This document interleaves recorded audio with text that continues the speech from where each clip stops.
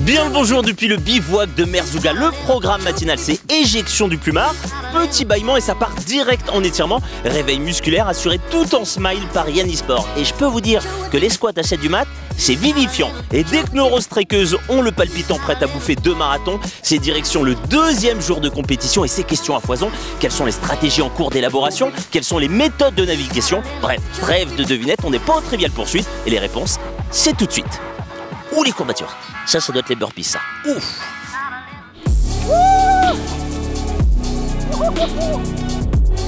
Les dunes, on les avait pas dans le parcours d'hier et c'est vrai que c'est très dur. C'est une grosse étape quand même.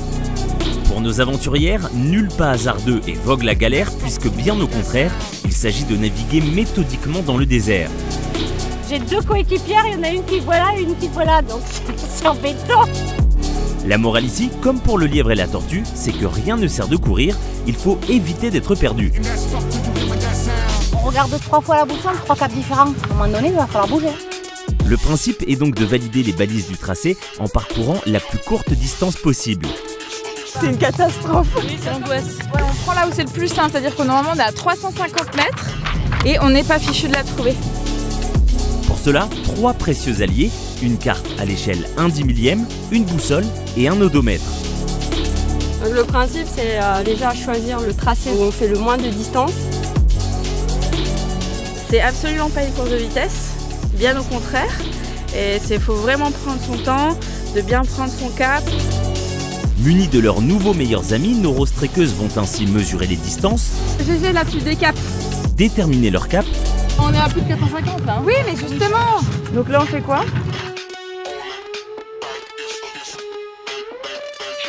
Et suivant les reliefs et la topographie, ajuster l'itinéraire choisi.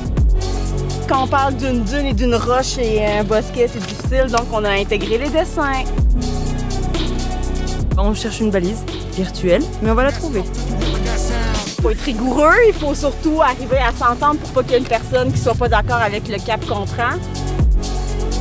Allez Pip, ça peut être que là. Dans le cap ou pas? Ça peut être que là. Oui, là, On est passé dans les arbres, dans les bosquets, dans tout ce qu'il faut. Nous, on est dans le tout droit, on garde le cap tout le long. Pip! Allez, Pip! Allez! Et surtout, de ne pas dévier de notre cap. La plus GG, comme Audrey.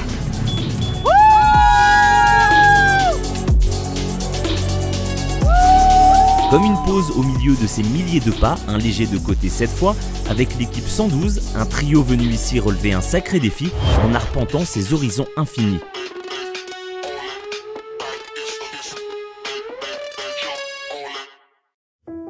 Nous sommes Karine, Martine et Isabelle, équipe 112.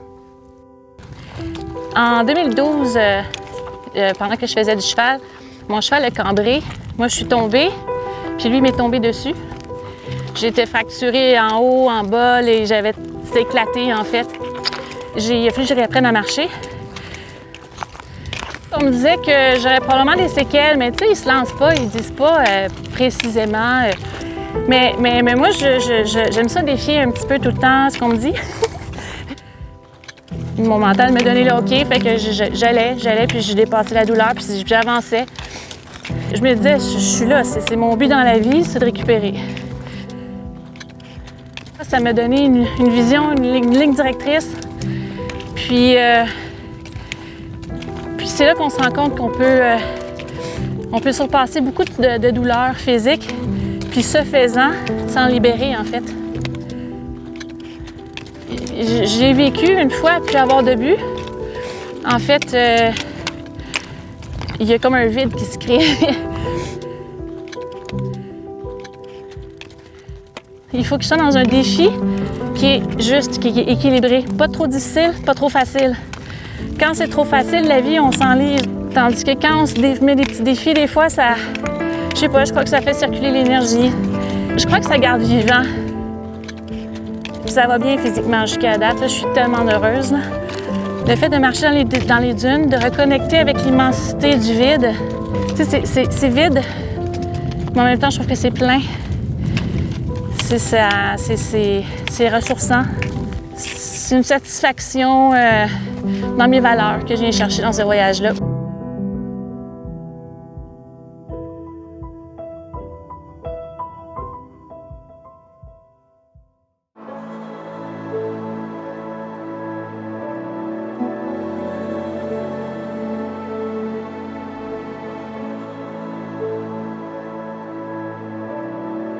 Sur le bivouac, chaque soir résonne comme une petite victoire. Bonsoir, bonsoir Salam, très chère Rose Tréqueuse, comment est-ce qu'elles vont mes championnes? Bonsoir les filles. Peut-être plus encore, lorsque l'arrivée crépusculaire solitaire imaginée laisse finalement place à une véritable marée de sororité, symbole de cette aventure qui se marche à trois, mais se vit à beaucoup plus que ça.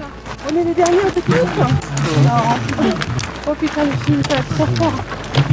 On nous attend. Oh, c'est trop fort.